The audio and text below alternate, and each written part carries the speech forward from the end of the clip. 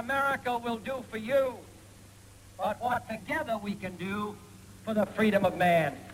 There are some of us, Mr. Chairman, who will fight and fight and fight again to save the party we love. And I claim that in the ranks of our black shirt legions march the mighty ghost of England's past. You were born naturally as a child of wrath. I've looked over and I've seen the promised land.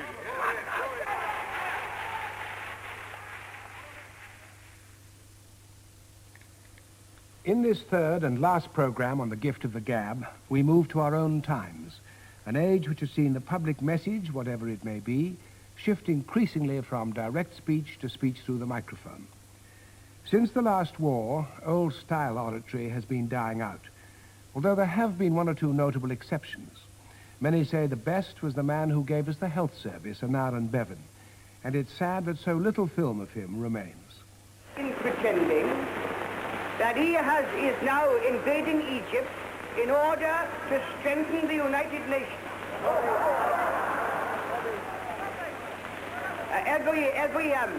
Every burglar, of course, could say the same thing. He could argue that he was entering the house in order to train the police. So if Sir Anthony Eden is sincere in what he is saying, and he may be,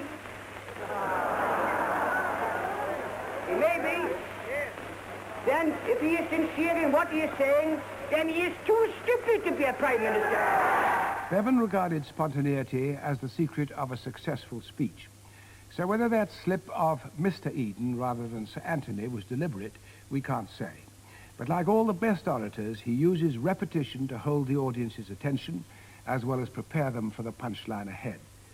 And in that brief newsreel speech, we see him doing what he excelled at, trying to demolish an opponent, in this case Eden at the time of Suez, by ridicule. So if Sir Anthony Eden is sincere in what he is saying, and he may be,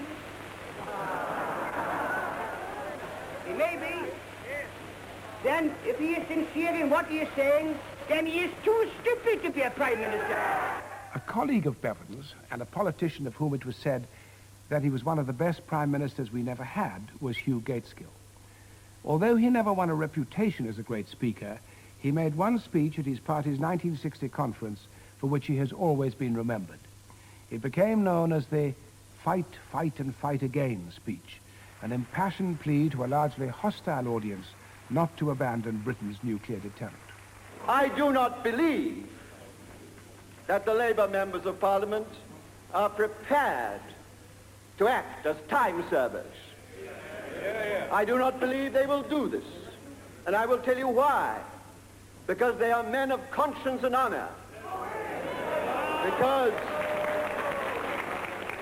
Because people of the right, so-called center, have every bit of justification for having a conscience, as well as people of the so-called left. I do not think they will do this because they are honest men, loyal men, steadfast men, experienced men, with a lifetime of service to the Labour movement.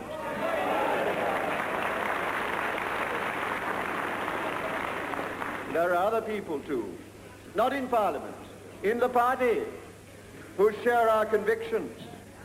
What sort of people do you think they are? What sort of people do you think we are?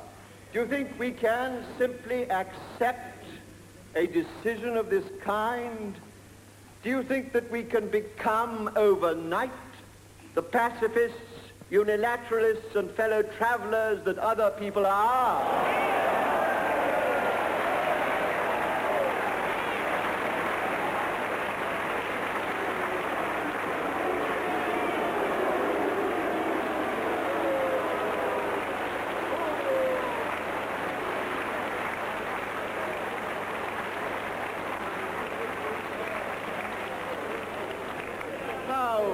How wrong can you be?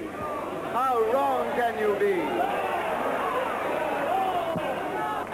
As wrong as you are about the attitude of the British people. Mr. Chairman,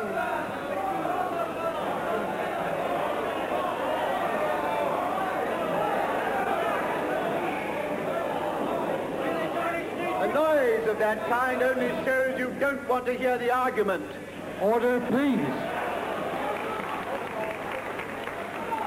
Mr. Chairman, in a few minutes,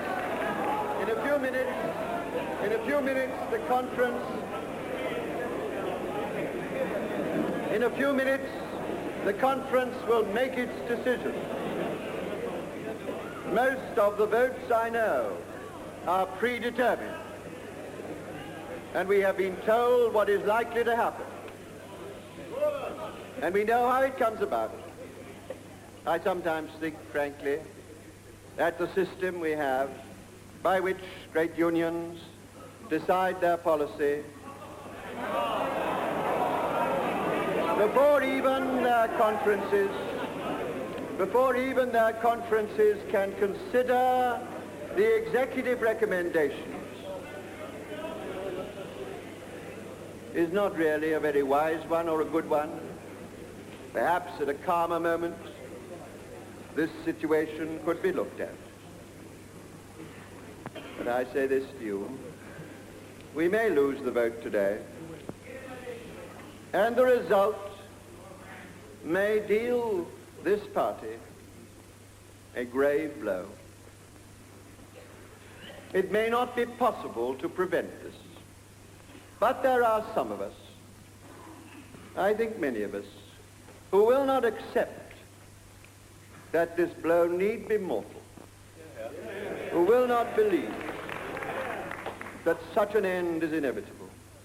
There are some of us, Mr. Chairman, who will fight and fight and fight again to save the party we love.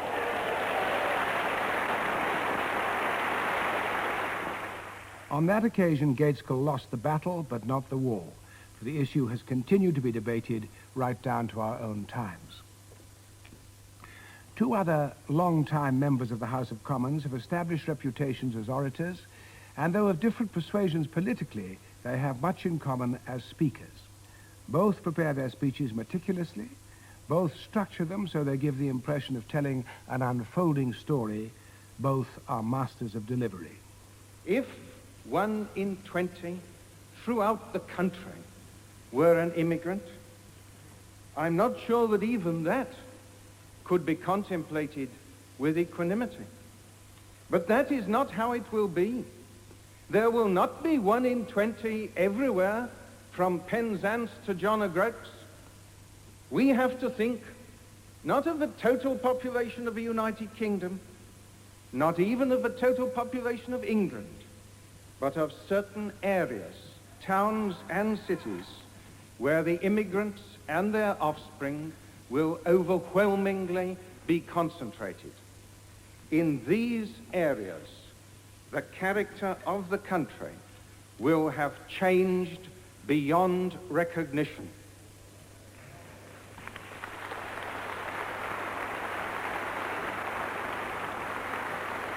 They are not remote corners of these islands.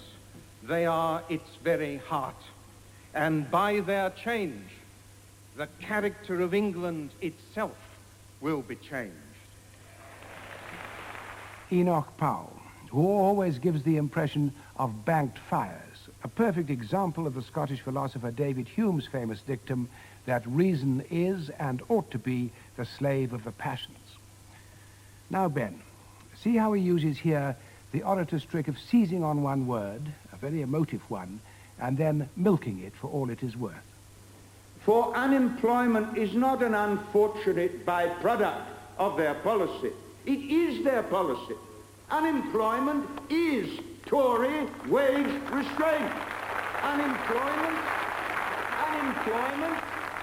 Unemployment, more even than Tebbett's legislation or media assaults.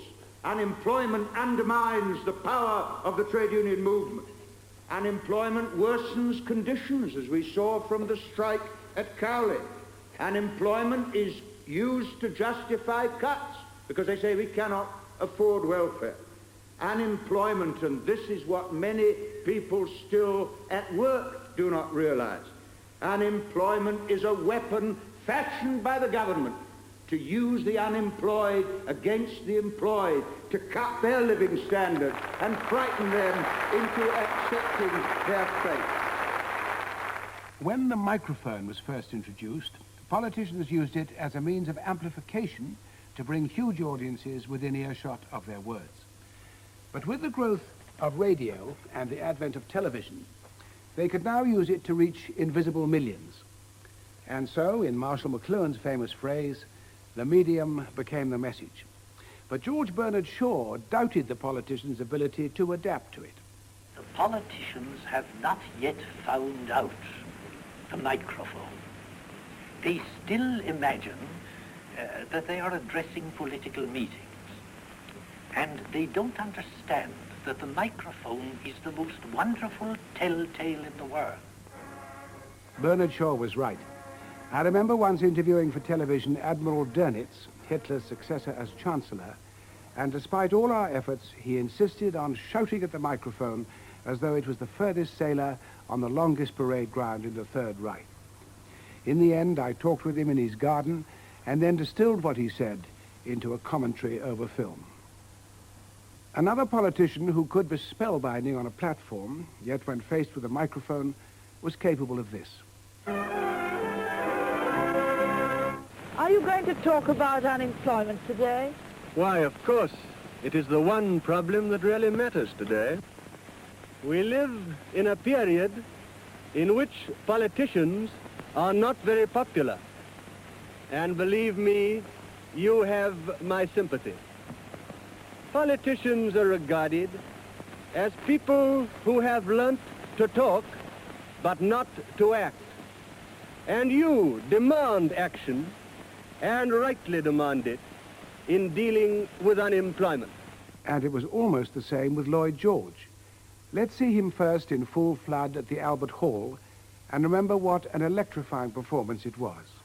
You will never disarm, you will never effect real disarmament until you renounce war not merely on a scroll of paper, but in the hearts of men. But when, towards the end of his life, they asked him to speak to a microphone where there was no audience, he still felt he had to speak up and make gestures as he had done so often on the hustings. There are millions out of work in this country. Some in the dole, many without. There is more money available in this country than we know how to use. But we are paying 110 millions per annum for men out of work. Hundreds of thousands of our young people are being ruined through enforced idleness. One man who did learn microphone technique quite quickly was Anthony Eden. Here, claiming to be a man of peace, and speaking perhaps a little condescendingly, he justifies his decision to invade Egypt. All my life, I've been a man of peace. Working for peace, striving for peace, negotiating for peace. I've been a League of Nations man and a United Nations man. And I'm still the same man, with the same convictions, the same devotion to peace. I couldn't be other, even if I wished. But I'm utterly convinced that the action we have taken is right. What Eden had learned was a paradox of public speaking, that when you address an audience that you can see, whether in the House of Commons, on the hustings, or elsewhere, you address them collectively. But when you talk to millions whom you can't see on radio or television, you talk to them as I'm talking to you now, individually. Broadcasters who've had experience of both radio and television will tell you that television, with its constant distractions for the eye, is a much less satisfactory medium for those who have something to say and know how to say it. When I went through the BBC sound archives recently, I thought that speakers I had admired in the past, like J.B. Priestley and Max Beerbohm and Neville Cardus, might have deserved another airing. But for one reason or another, they haven't stood up to the passage of time. A few have. Here now is Richard Dimbleby, father of David and Jonathan, describing his impressions on entering the Nazi extermination camp of Belsen at the end of the war. I shall always remember how chilled I was when I first heard it. I passed through the barrier and found myself in the world of a nightmare. Dead bodies, some of them in decay, lay strewn about the road and along the rutted tracks. On each side of the road were brown wooden huts. There were faces at the windows, the bony, emaciated faces of starving women too weak to come outside, propping themselves against the glass to see the daylight before they died. And they were dying every hour and every minute. I saw a man wandering dazedly along the road, stagger and fall.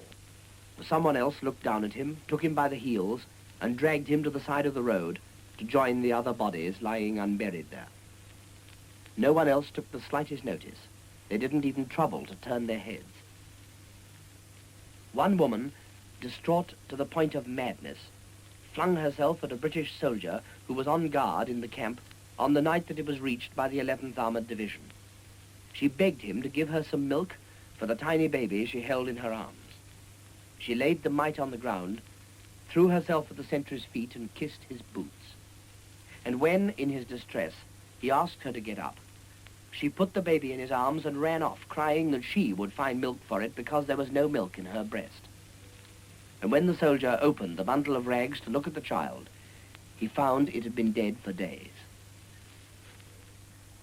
By way of contrast, one of the most beguiling woman speakers I ever heard, and was proud on one or two occasions to share a platform with her, was Violet Bonham Carter. The daughter of the Liberal Prime Minister Herbert Asquith, she recalls the happiness of living at number 10. I loved 10 Downing Street from the moment I set foot in it.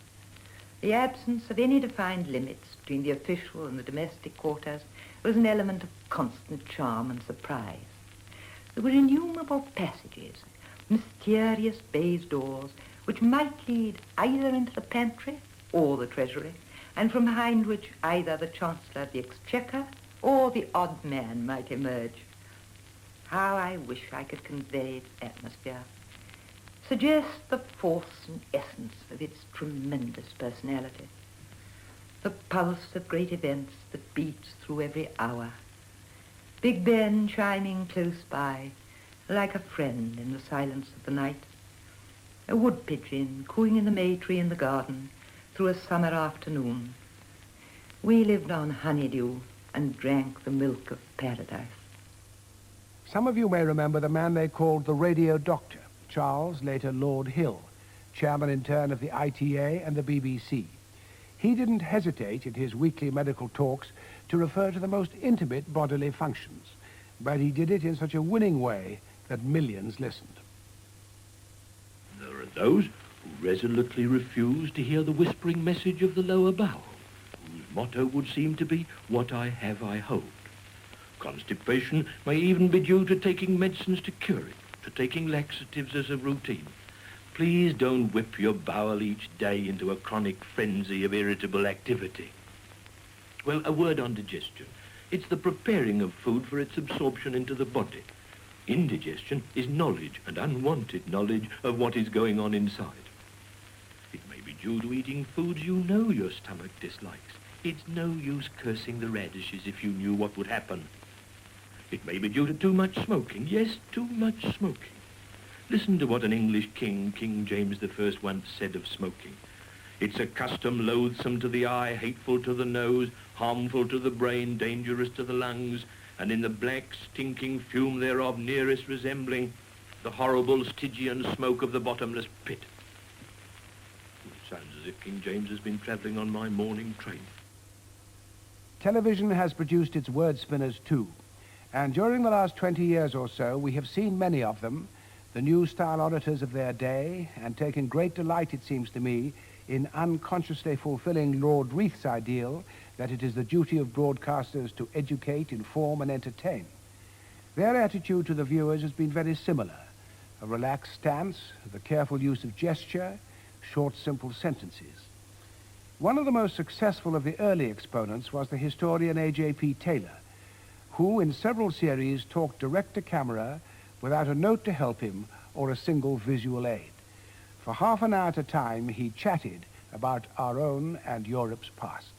This was the great dividing line of the century so far as Europe goes. Means less to us because all we had in 1848 was a great Chartist demonstration on April the 10th on Kennington Common, which is now devoted to the more useful purpose of cricket.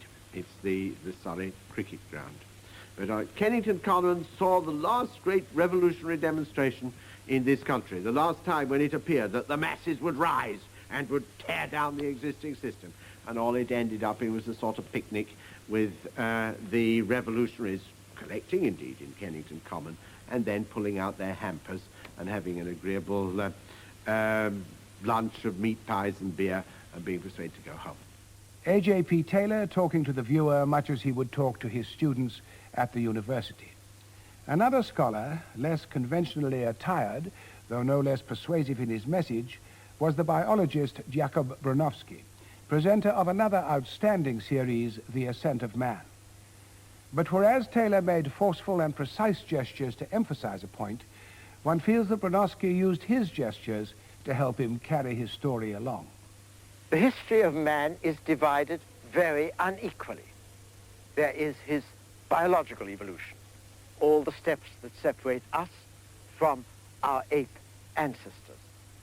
Those occupied some millions of years. And then there is his cultural history, all that separates us from the few surviving hunting tribes of Africa or food gatherers of Australia. And all that enormous cultural gap is in fact crowded into a few thousand years. It's extraordinary to think that only in the last 12,000 years has civilization, as we understand it, taken off.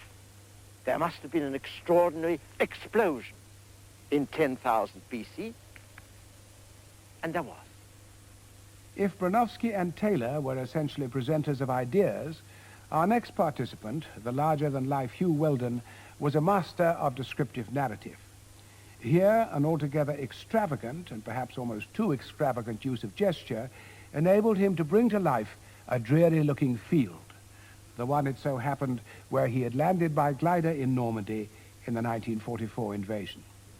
This, I think, is pretty exactly where we landed on that day. I was with the British 6th Airborne Division, and we came down here in a glider. The division, 10,000 strong, was along a ridge down here going back to the sea. The sea is behind me, between 3 and 4 miles.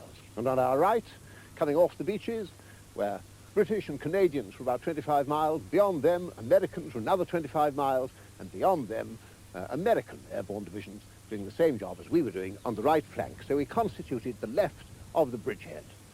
I don't really remember my feelings on that day. It was a long time ago. There was no doubt the feeling of relief that you always have when you get down on dry ground and have the smell of grass and the feel of solid earth under your feet. And now to a man who has been a favorite with people of all ages in countries all over the world. I mean, of course, the brave, ubiquitous, and perennially youthful David Attenborough, who, whether in a Borneo jungle or on top of a Himalayan peak, has, by a blend of charm, knowledge, and enthusiasm, wedded to a most pleasing voice, taught us more about wild animals and their habitats than we ever learnt at school.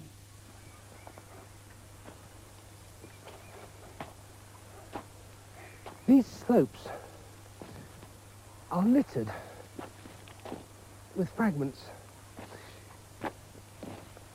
like these.